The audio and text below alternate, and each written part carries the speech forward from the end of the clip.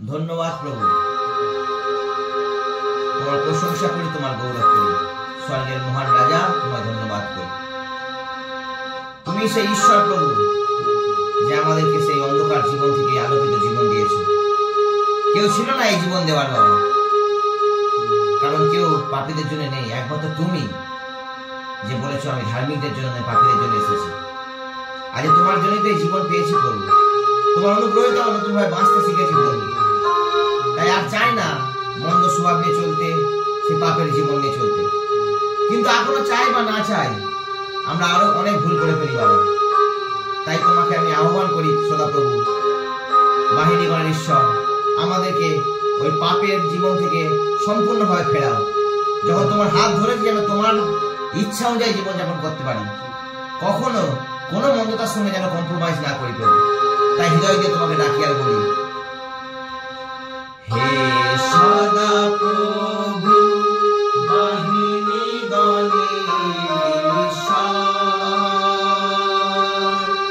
আমাদিগকে ফেরাও। হে সদা প্রভু বাহিনীগণের ঈশ্বর, আমাদিগকে ফেরাও।